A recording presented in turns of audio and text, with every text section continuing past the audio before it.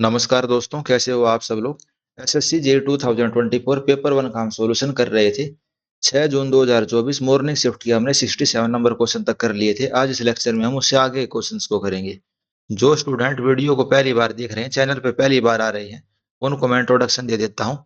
SSC JE 2023 में मेरी civil में 8th रैंक थी। एसएससी जेई 2022 में मुझे बीआरओ डिपार्टमेंट मिला था, इस वजह से मैंने एग्जाम दोबारा दिया था। ये मेरे आप मार्क्स देख सकते हो, ये मेंस के मार्क्स हैं और उसके अलावा ये मेरी एजुकेशन है। और गेट मैंने 3 बार क्लियर किया हुआ है। ये शो करने का पर्पज ये है कि जो आपको कंटेंट प्रोवाइड किया जा रहा है वो इन सब एग्जाम के लिए मोर देन सफिशिएंट है। तो आज के लेक्चर का पहला क्वेश्चन, बाकी आपने पुरानी वीडियो नहीं देखी हो तो आप उनको देख सकते हो। हमने एसएससी जेई के सारे सॉल्यूशन करे हैं, 2023 के भी और अब हम 2024 के करने लग रहे हैं। उसके अलावा यूपीएससी इंजीनियरिंग सर्विस की भी प्रीवियस ईयर क्वेश्चन का हमने सॉल्यूशन किया हुआ है। उसको हमने एसएससी जेई और स्टेट के असिस्टेंट इंजीनियरिंग एग्जाम के पॉइंट ऑफ व्यू से ही करा है। तो क्वेश्चन देखते हैं। विच of the following type of foundation is suitable for cohesive soil with high load bearing capacity and load can be distributed over a wide area compared to the other type। तो ऐसी कौन सी footing होती है जिसमें load को large area के ऊपर हम डिस्ट्रीब्यूट करते हैं और सोयल की बियरिंग कैपेसिटी भी हाई होती है? तो वो होती है राफ्ट फाउंडेशन। भाई सरफेस के ऊपर ही आपने राफ्ट बना दी तो वो क्या होगी? Raft foundation. काफी बड़ा एरिया होता है और वो लोड को भी काफी बड़े एरिया में ट्रांसफर करती है। अगला question, as per IS 456 limiting value of neutral axis depth measured from the extreme fibre of a singly reinforced RCC beam with the rectangular cross section, consider the grade of steel as Fe 500 and D is the effective depth of the beam section। तो भाई neutral axis की जो depth होती है extreme compression fibre से, वो हम कितनी लेते हैं? Fe 250 है तो 0.53, 415 है तो 0.48 और Fe 500 है तो 0.46 डी। डायरेक्ट क्वेश्चन था। अगला question, absolute pressure is equal to, absolute pressure क्या होता है? Gauge pressure plus atmospheric pressure.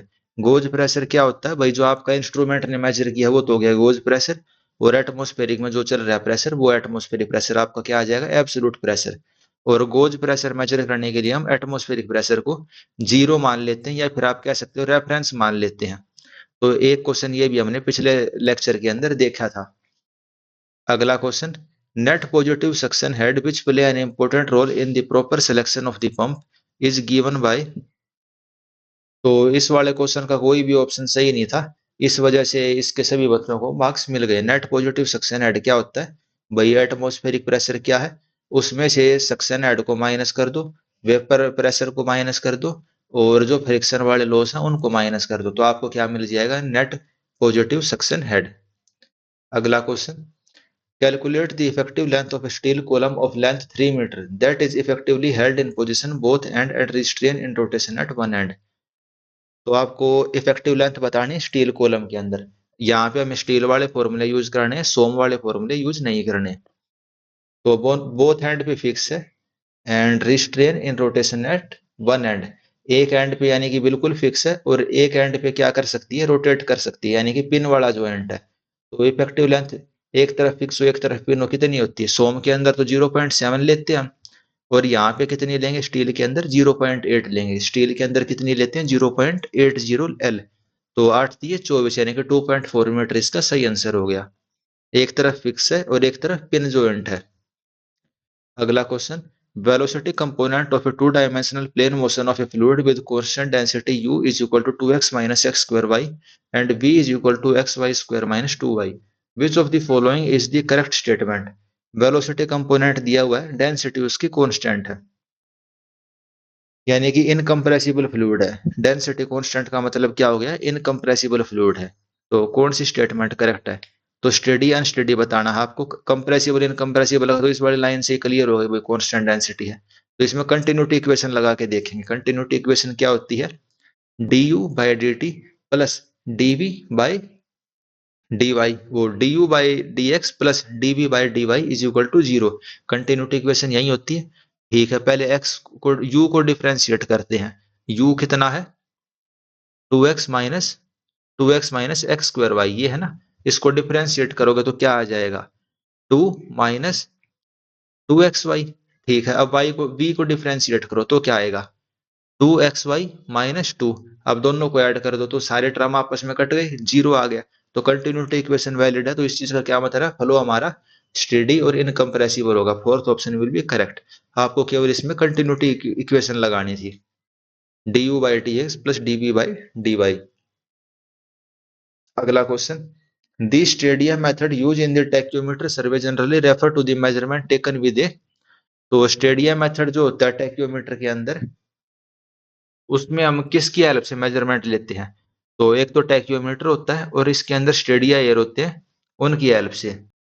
ये स्टेडिया एयर क्या होते हैं भाई? एक जो आपने वो देखा होगा, थियोडोलाइट देखा होगा, एक तो होता है थियोडोलाइट। थियोडोलाइट में तो सिंपल ऐसी है, ये हो गया आपका थियोडोलाइट। अब यहाँ पे और यहाँ पे एक्स्ट्रा जो क्रॉस एयर होते हैं, ये आपका क्या बन गया, ये आपका टैक्योमीटर बन गया। इन्हीं को आप स्टेडिया एयर भी बोल देते हैं। और इनके बीच का एंगल कितना बनता है? 0.573 डिग्री, या फिर क्या कह सकते हैं इसको, 34 मिनट 22 सेकंड का एंगल बनता है।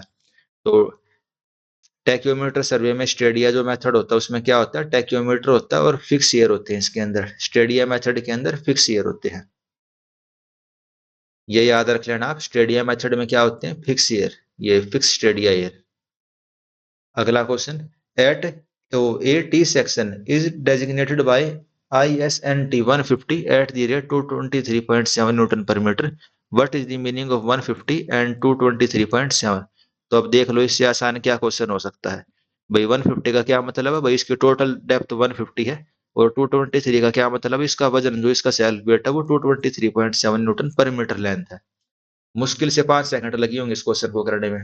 अगला question, which of the following method are use for disposal of the municipal solid waste? Municipal solid waste को डिस्पोजल के कौन से मेथड होते हैं? तो सैनिटरी लैंडफिल होता है, पल्वराइजेशन होता है, और बर्जिंग आउट इनटू द सी। ये तीनों मेथड किसके हैं? म्युनिसिपल सॉलिड वेस्ट के डिस्पोजल के। तो पहले दो तो आपने पढ़ ही रखे हैं, नॉर्मली हम पढ़ते हैं भाई सैनिटरी लैंडफिल, और पल्वराइजेशन भी हम पढ़ते हैं। लेकिन बार्जिंग आउट इनटू द सी, ये वाला मेथड हम नहीं पढ़ते, इसको भी आप याद कर सकते हो। म्युनिसिपल सॉलिड वेस्ट के ये तीनों मेथड होते हैं, all of the above, barging out into the sea. अगला question, the figure below represent a catchment area with the precipitation observe in a year. The mean precipitation calculated by using the Thiessen polygon method is. आपको equilateral triangle दे रखे हैं भाई, तीनों side इसकी 5 kilometre है। थीसन polygon method के अंदर क्या करते हैं? थीसन पॉलीगन में मैं आपको बता देता हूं, अगर आपने पहले नहीं पढ़ रखा, तो एक स्टेशन ए है, एक स्टेशन ए है, एक स्टेशन बी है। इनको आपस में जोड़ते हैं, इनको आपस में जोड़ने वाली लाइन ए बी, उसके ऊपर परपेंडिकुलर ऑफसेट मारो, उसके ऊपर हमने परपेंडिकुलर ऑफसेट मारा। फिर ए सी के ऊपर परपेंडिकुलर ऑफसेट मारा, फिर बी सी के ऊपर परपेंडिकुलर ऑफसेट मारा।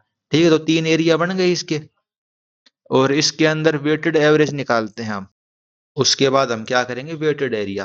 बाकी ये तो मैं आपको समझाने के लिए कर रहा हूं, बाकी क्या कराना था फटाफट। इक्विलेटरल ट्राइंगल का एरिया कितना होता है? √3/4 एरिया का स्क्वायर।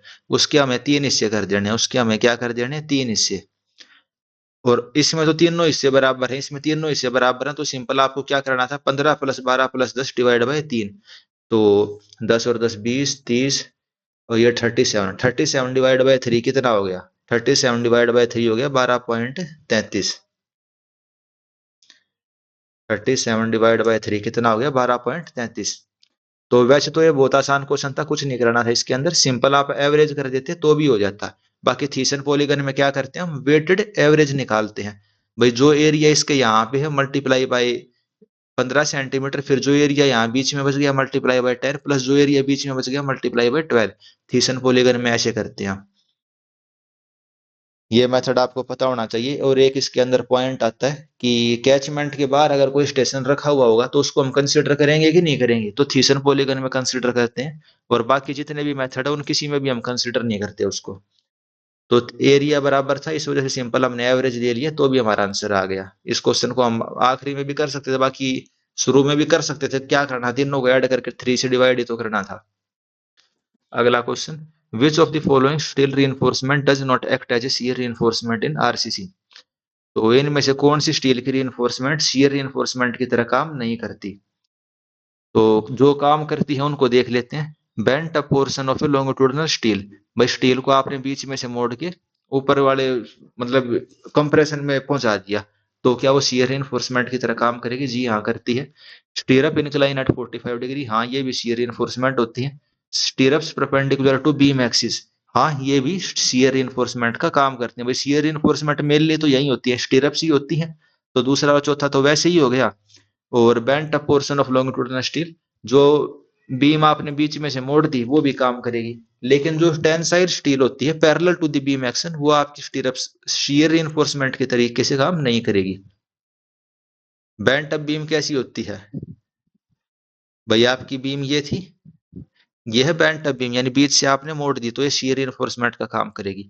और थर्ड ऑप्शन क्या है? भाई सरिया टेंशन टेंसाइल एक्सिस में ऐसी है तो ये वाला काम नहीं करेगा शियर रिइंफोर्समेंट में।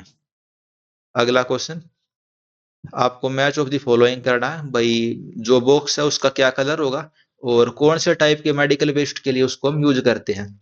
तो वैसे तो ये वाला क्वेश्चन पहले एसएससी में आ चुका है, मतलब इससे मिलते जुलते क्वेश्चन आए हैं, लेकिन इसको बच्चे कम ही पढ़ते हैं, तो इस वजह से इसको हम थोड़ा डिफिकल्ट वाला क्वेश्चन गिन सकते हैं। तो डिब्बे का रंग, अगर पीला रंग होगा तो किसके लिए यूज करेंगे? जो कंबसेबल वेस्ट होंगे, यानी कि भस्म किए जाने वाले वेस्ट होंगे, कंबसेबल वाले। लाल रंग वाला ऑटोक्लेव करेंगे उनको, और जो ब्लैक कलर वाला होगा उसको हम क्या करेंगे? दफन कर देंगे, बरियल कर देंगे। तो इसको आप याद कर सकते हो, काले वाले को बरियल कर देंगे यानी दबा देंगे, लाल वाले को ऑटोक्लेव अपरेटस में भेज देंगे, और पीले वाले को हम क्या करेंगे? भस्म करेंगे, यानी कि उसको जला देंगे। अगला क्वेश्चन देखते हैं। Dash is the branch of science which deal with the behaviour of fluid at rest as well as the motion. तो ऐसी कौन सी साइंस की ब्रांच होती है जो फ्लूइड के बिहेवियर को स्टडी करती है? तो वो होती है फ्लूइड मैकेनिक्स। कौन सी? Fluid mechanics.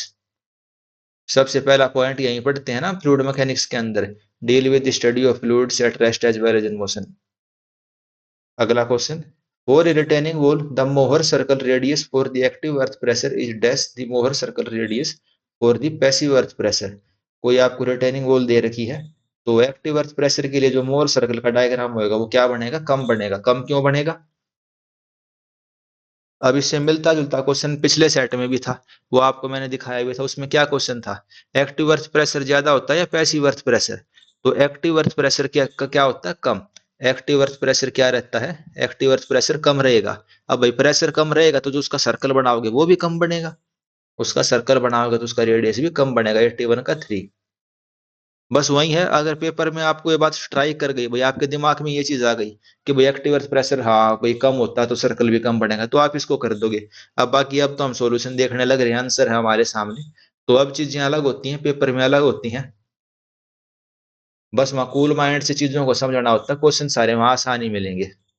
अगला question, which of the following is not a biopesticide that help in reducing the soil pollution.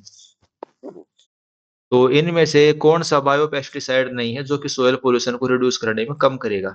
तो एंडोसल्फान जो होता है वो ऐसा पेस्टिसाइड है जिससे पोल्यूशन होएगा, वो पोल्यूशन कम करने में मदद नहीं कर रहा। एंडोसल्फान तो केमिकल होता है भाई, जहर होता है ये तो एक टाइप से। इसके अलावा जो बाकी तीन दे रखी हैं वे क्या है? वे सोयल के पोल्यूशन को कम करते हैं, बायोपेस्टिसाइड।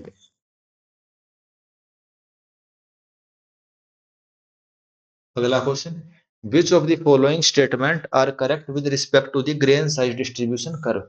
जो ग्रेन साइज डिस्ट्रीब्यूशन कर्व है उसके रिगार्डिंग कौन सी स्टेटमेंट सही है? ग्रेन साइज डिस्ट्रीब्यूशन में कर्व में क्या होता है? भाई हम कर्व बनाते हैं, इस साइड क्या रहता है? इस साइड पार्टिकल का साइज होता है, यानी कि उसका डायमीटर होता है। और इस साइड क्या रहेगा? इस साइड भाई परसेंटेज पासिंग रहता है, भाई कितने परसेंट पास कर गया, ठीक है, यही रहता है ना ग्रेन साइज डिस्ट्रीब्यूशन।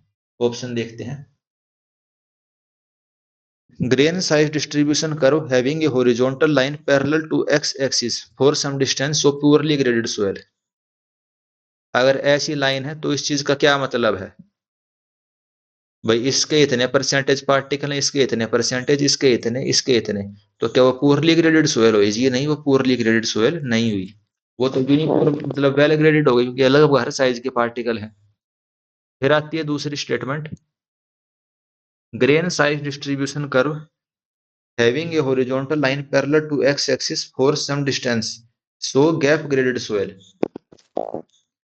तो एक ग्रेन साइड डिस्ट्रीब्यूशन कर्व के अंदर हॉरिजॉन्टल लाइन है कुछ डिस्टेंस के लिए, तो वो हमें क्या शो करती है? Gap graded soil.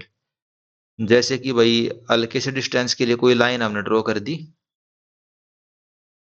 कुछ इस टाइप से। तो इसका क्या मतलब हुआ, ये कौन सी सोयल हुई, गैप ग्रेड है भाई। इस साइज के इतने पार्टिकल हैं, कुछ परसेंट इस साइज से, कुछ परसेंट पार्टिकल होंगे इस साइज के, यानी बीच वाले गायब हैं। तो दूसरी स्टेटमेंट बिल्कुल सही है।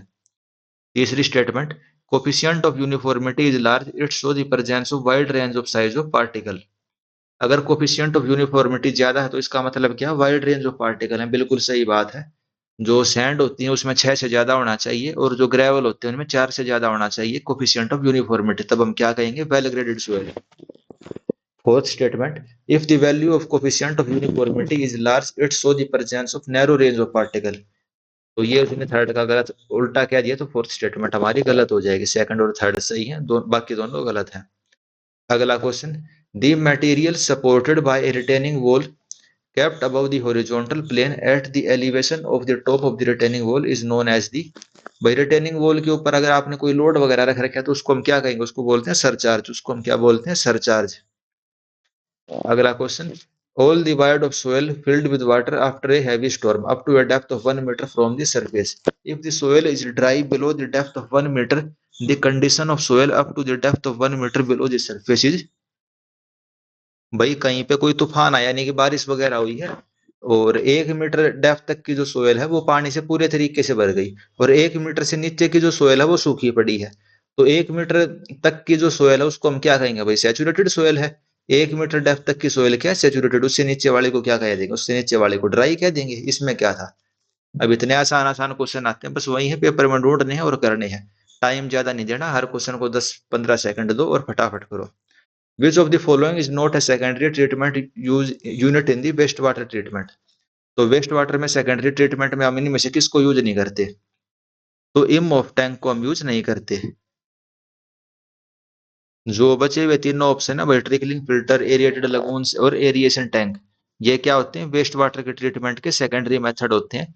बायोलॉजिकल कन्वर्जन होता है ऑर्गेनिक का बैक्टीरिया के अंदर, और फिर उसको हम रिमूव कर देते हैं। इम ऑफ टैंक क्या हो गया, ये एक टाइप से, उसको क्या कह सकते हैं, सेटलिंग टैंक टाइप से कुछ समझ सकते हो इसको। इस चीज को आप याद कर सकते हो कि भाई एम ऑफ टैंक किसके लिए होता है, प्राइमरी ट्रीटमेंट के लिए। Aim of tank primary treatment के लिए होता है, और सोलिड और लिक्विड को सेपरेट करता है। भाई सोलिड पार्टिकल जो सीवेज में होते हैं वो नीचे बैठ जाते हैं, लिक्विड वाला ऊपर रहता है। तो इसमें हो सकता है आपने गलतियां करी हो, तो एक दो क्वेश्चन में गलतियां चल जाती हैं। Aim of tank primary treatment के लिए। अगला question, what amount of principal reinforcement material is use in the pultrusion method. तो पल्ट्रूजन मेथड होता है, उसके अंदर प्रिंसिपल रिइंफोर्समेंट मटेरियल हम कितने परसेंट यूज करते हैं, तो हम 40 to 70% यूज करते हैं। ये पुलट्रूजन प्रोसेस में क्या होता है, ये दो वर्डों से बना हुआ है, एक तो पुल और एक एक्सट्रूजन। यानी कि एक तो आप इसको खींचते हो, और फिर भाई कोई फाइबर वगैरह होता है सिंथेटिक डाई के अंदर, उसको डिप करके हम एक नया मटेरियल बनाते हैं, फाइबर रिइंफोर्समेंट पॉलीमर बनाते हैं इससे। तो बाकी नया टाइप का क्वेश्चन क्या लो या क्या लो भाई, रूटीन में हम इसको पढ़ते नहीं है, लेकिन एसएससी जेई में आया तो आप फ्यूचर के लिए इसको याद कर सकते हो। पल्ट्रूजन प्रोसेस के अंदर जो प्रिंसिपल रिइंफोर्समेंट मटेरियल होता है वो कितना होता है, 40 से 70% होता है। कितना, 40 से 70%। Next question, where is lead glass commonly use in the building construction. Lead glass हम कॉमनली कहाँ पे यूज करते हैं, तो फसाड और विंडो के अंदर हम लीड ग्लास को यूज करते हैं। तो जो ये लीड ग्लास होता है ये थोड़ा बढ़िया क्वालिटी का होता है, तो इस वजह से हम इसको विंडोज के अंदर भाई दूसरे लोगों को दिखाना है, जो फैसाड्स हो गए उनके अंदर हम इसको यूज कर सकते हैं, यानी कि एक्सटर्नल पार्ट वो हो गई। बाकी ये ग्लासेस हो गए, लेंस हो गए, माइक्रोस्कोप हो गए, उनके अंदर भी हम इस चीज को यूज कर लेते हैं।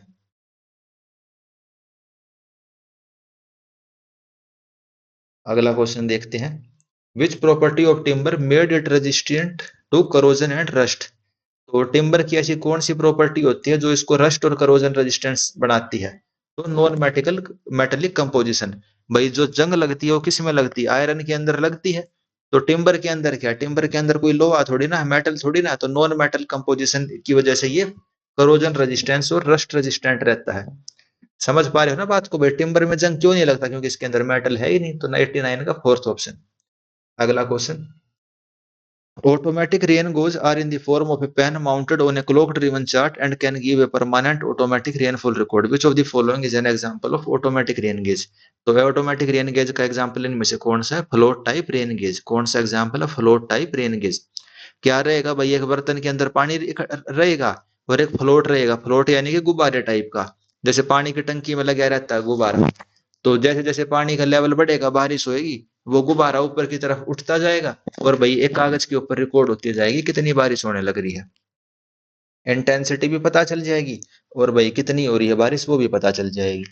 अगला question, the following observation was made for a construction project, RL of the benchmark of point A was 101.50 metre.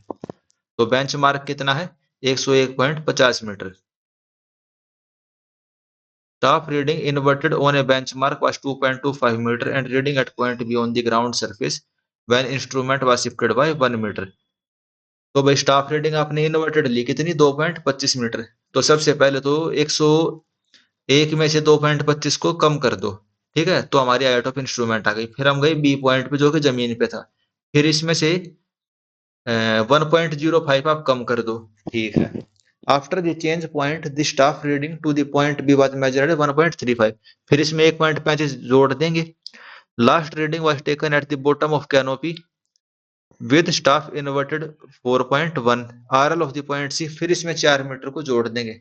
तो भाई वो कम ज्यादा करते जाना है, सर्वे का क्वेश्चन है। फटाफट आपको मैं एक बार करके दिखा देता हूँ क्या आंसर आएगा। भाई आरएल कितना था, 101.50 था, फिर हम नीचे की तरफ आ गए 2.25, ठीक है। फिर हम और नीचे आए, कितना नीचे आए हम,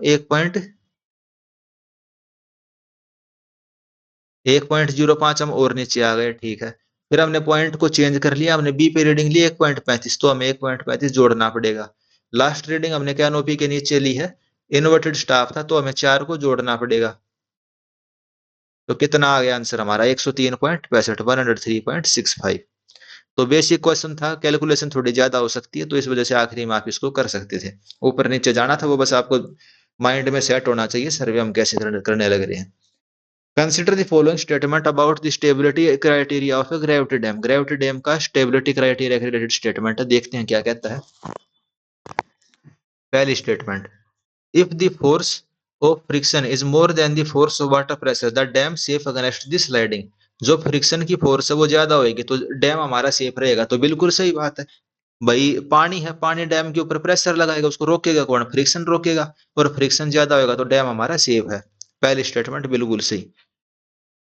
दूसरी स्टेटमेंट देखते हैं, if the resultant of the weight of dam and the horizontal force due to the water pressure lie outside the base of the dam but within the H from the face of the dam the dam is safe against the overturning. भाई जो dam का वजन है और जो पानी horizontal force लगाने लग रहा है, उनका जो सेंटर ऑफ प्रेशर है वो डैम के बेस से बाहर की तरफ है, तो क्या डैम हमारा सेफ रहेगा, जी नहीं, डैम हमारा सेफ नहीं रहेगा। तीसरी स्टेटमेंट पढ़ते हैं, to avoid tension at the base of the dam maximum value of eccentricity is b/6 on the either side of the geometrical axis of the base section. Dam के अंदर कोई भी टेंशन डेवलप ना हो तो उसके लिए हम क्या करेंगे, मैक्सिमम इसेंट्रिसिटी कितनी हो सकती है, b/6 on either side of the geometrical axis of the base section. तो बिल्कुल सही बात है, मैक्सिमम इसेंट्रिसिटी कितनी होगी, b/6 होगी डैम के सेक्शन के ऊपर। तीसरी स्टेटमेंट सही है, पहली और तीसरी सही है, दूसरी गलत है। अगला question, which of the following municipal solid waste can not be recycle. तो कौन से वेस्ट को आप रिसाइकल नहीं कर सकते, फ्रूट पीलिंग से, वही फल सब्जियों के जो छिलके होते हैं उसको रिसाइकल नहीं कर सकते, सही बात है। भाई केले का छिलका, आम का छिलका, तो उसका क्या रिसाइकल करोगे। रिसाइकल हम किसको कर सकते हैं, भाई कागज को कर सकते हैं, ग्लास को, प्लास्टिक को, इनको कर सकते हैं। अगला question, which of the following material is use for water proofing during the construction of foundation and for protection of the structure from the seepage problem.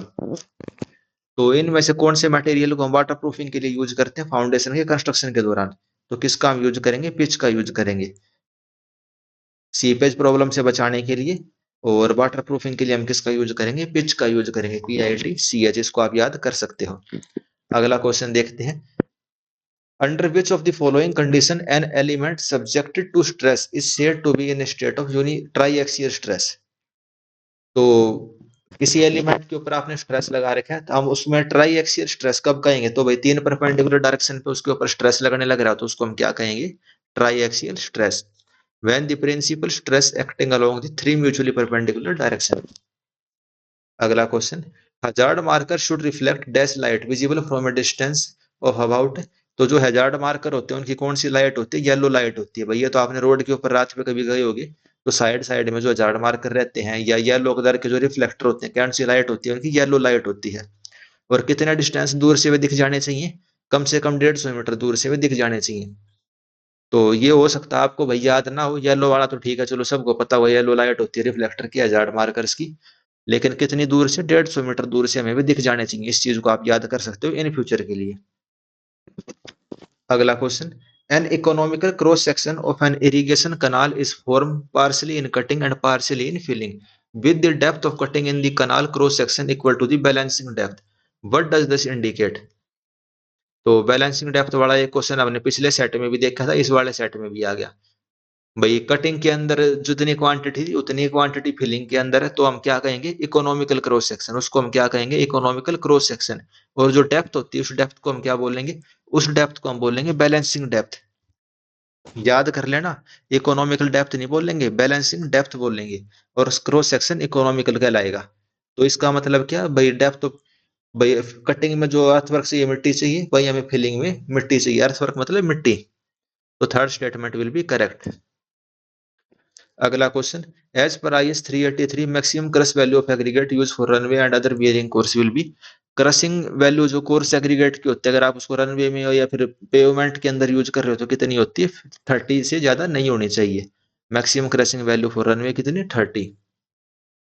अगला question, which of the following is limitation of light weight concrete when compare to the conventional type aggregate. तो light weight aggregate की क्या खराबी है, तो इससे permeability increase हो सकती है लाइट वेट एग्रीगेट यूज करने से। लाइट वेट कंक्रीट की क्या खराबी है, इससे परमिएबिलिटी इंक्रीज हो सकती है। ये भी आप याद कर सकते हो, बढ़िया क्वेश्चन है भाई, नए टाइप का क्वेश्चन है। लाइट वेट एग्रीगेट यूज करेंगे तो क्या होगा, कंक्रीट की परमिएबिलिटी इंक्रीज हो जाएगी। तो उसकी बुराई है, खराब चीज है। अगला question, identify whether the following statement about sanitary landfill are true and false. तो सैनिटरी लैंडफिल के रिगार्डिंग स्टेटमेंट है, क्या कह रहा है, there is continuous evolution of whole gas near the fill side. Continuous gas निकलती रहेंगे, सही बात है। ड्यूरिंग रेनी सीजन लीचेंट में come out of the dump. बारिश के दौरान लीचेंट निकलेगा, तो ये भी सही बात है। लीचेंट यानी कि लिक्विड टाइप का कोई केमिकल सा निकलता है, उसको लीचेंट बोलते हैं। तीसरी statement, method require further treatment for completion. तो सैनिटरी लैंडफिल के अंदर हम फर्दर ट्रीटमेंट नहीं करते, जो वेस्ट होता है उसको ट्रकों के अंदर भर भर के डंप करेंगे। कितने मीटर की लेयर में, 0.3 से 0.6 मीटर की लेयर में हम उसको डंपिंग करते हैं। और जब 1.5 मीटर की थिकनेस हो जाती है, तब 15 से 20 सेंटीमीटर की जो क्ले की लेयर है उसके साथ उसको हम सील कर देते हैं। तो ये होता है सैनिटरी लैंडफिल, इसको फर्दर ट्रीटमेंट की जरूरत नहीं होती, पहले दूसरी सही है भाई, से गैसेज निकलती हैं और लीचेंट होता है बारिश के दौरान, आसपास का पानी फिर खराब हो सकता है। तो 100 का second statement will be correct. तो ठीक है दोस्तों, SSC जेई 2024 पेपर 1, 6 जून शिफ्ट 1 यानी कि मॉर्निंग वाली शिफ्ट हमने कंप्लीट कर ली है। अब अगले लेक्चर में हम कौन सी शिफ्ट को पूरी करेंगे, 6 जून की इवनिंग वाले शिफ्ट को कंप्लीट करेंगे। और उसके अलावा चैनल के ऊपर आपको पिछले साल का सॉल्यूशन मिल जाएगा, मेंस का भी, प्री का भी। आपको सॉल्यूशन बढ़िया लगा तो चैनल को सब्सक्राइब कर लेना और अपने फ्रेंड्स के साथ इसको शेयर कर देना। Thank you and best of luck for exam.